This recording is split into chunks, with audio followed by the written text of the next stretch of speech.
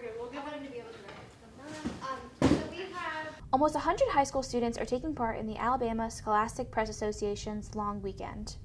During camp, students learned from journalism professors, creative writers, and other communication professionals. Using body orientation, eye contact, gestures.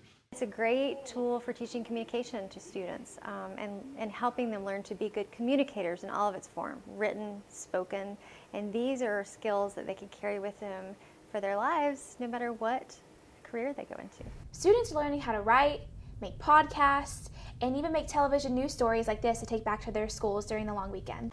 My dream is that they all, if they don't already have a media program at their school of some type, that they start one, or that they spark an interest in a teacher or another group of students, that they start a literary magazine or a yearbook if they don't have one, a newspaper. For the University of Alabama, I'm Audrey Harper reporting.